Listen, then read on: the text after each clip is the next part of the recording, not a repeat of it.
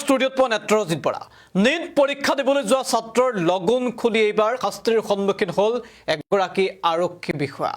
আৰক্ষী বিষয়াগৰাকীক শাস্তিমূলক বদলি কৰা হৈছে। ইতিমধ্যে নীট পৰীক্ষাক লৈ কঠোৰ স্থিতি গ্ৰহণ কৰিছিল অসম চৰকাৰে। ইতিমধ্যে তৎপৰ হৈ পৰিছিল আৰক্ষী প্ৰশাসন। তালাচী চলোৱা হৈছিল তন্নতন্নকৈ ছাত্ৰ ছাত্ৰীক আৰু নলবাৰীত তালাচীৰ দামত এগৰাকী ছাত্ৰক লগন খুলিবলৈ বাধ্য কৰা হৈছিল। যি ঘটনাই সমগ্ৰ অসম জোকাৰি গৈছিল। অভিভাৱকৰ অভিযোগৰ ভিত্তিতে ব্যাপক প্ৰতিক্ৰিয়াৰ সৃষ্টি হৈছিল আৰু পৰৱৰ্তী সময়ত সেই আৰক্ষী বিষয়াগৰাকীক শাস্তিমূলকভাৱে বদলি কৰা হৈছে। এক প্ৰকাৰ যেন ক্ষমা খুজিও ৰেহাই নাপালে আৰক্ষী বিষয়াই। ৰাজহুৱাকৈ ক্ষমা খুজিছিল আৰক্ষী বিষয়াগৰাকী আৰু ক্ষমা খোজাৰ পাছতো যেন ৰেহাই নাপালে আৰক্ষী বিষয়াই শাস্তিমূলক বদলি কৰা হ'ল আৰক্ষী বিষয়াগৰাকীক। সবিশেষ দৰ্শকসকলৰ বাবে গুৰুত্বপূৰ্ণ খবৰ আমি জনাই আছো। ছাত্ৰৰ লগন খুলি বিপদত এগৰাকী আৰক্ষী বিষয়া।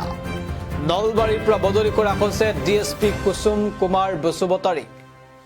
নীট পৰীক্ষাৰ্থীৰ লগন খুলিবলৈ দিয়াৰ গুৰুতৰ অভিযোগ এগৰাকী আৰক্ষী বিষয়াৰ বিৰুদ্ধে। আৰক্ষী বিষয়াগৰাকীক তাৎক্ষণিকভাৱে শাস্তিমূলক বদলি কৰা হৈছে।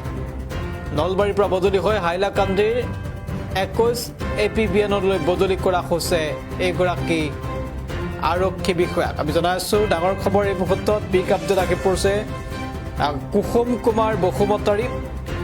কুমাৰ বসুমতাৰী হৈছে ডিএছপি আৰু এগৰাকী ডিএছপিৰ নেতৃত্বতে নলবাৰীত ইতিমধ্যে নীট পৰীক্ষা কেন্দ্ৰত তন্নতন্নকৈ আৰক্ষীয়ে তালাচী চলাইছিল আৰু সেই তালাচীৰ সময়তে এগৰাকী ছাত্ৰৰ লগন খুলি দিয়াৰ অভিযোগ উত্থাপিত হৈছিল। এই অভিযোগ উত্থাপন কৰিছিল ছাত্ৰগৰাকীৰ পৰিয়ালে। পৰৱৰ্তী সময়ত কুসুম কুমাৰ বসুমতাৰীয়ে ইতিমধ্যে ৰাজহুৱাকৈ ক্ষমা প্ৰাৰ্থনা কৰিছিল। দেৱালয়ত উপস্থিত হৈ সেৱা লৈছিল, ক্ষমা বিচাৰিছিল। কিন্তু তাৰ পিছতো যেন ৰেহাই নাপালে কুসুম কুমাৰ বসুমতাৰীয়ে। ইতিমধ্যে ডিএছপি কুসুম কুমাৰ বসুমতাৰীক বদলি কৰা হৈছে। নলবাৰীৰ পৰা হাইলাকান্দিৰ কাটলিচেৰাত থকা APBNলৈ বদলি কৰা হৈছে। ইতিমধ্যে তাৎক্ষণিকভাৱে বদলি নিৰ্দেশ জাৰি কৰা হৈছে আৰু গৃহ বিভাগৰ জাননী ইতিমধ্যে আমি এই মুহূৰ্তত দেখুৱাইছোঁ। গৃহ বিভাগে কেতবোৰ কঠোৰ স্থিতি গ্ৰহণ কৰিছে এগৰাকী আৰক্ষী বিষয়াক লৈ। ছাত্ৰৰ লগন খুলি দিয়াক কেন্দ্ৰ কৰি ব্যাপক বিতৰ্কৰ সৃষ্টি হৈছিল। বিতৰ্কত সোমাই পৰিছিল এগৰাকী আৰক্ষী বিষয়া আৰু তাৰ পিছতে তৎপৰ হৈ পৰিছে গৃহ বিভাগ।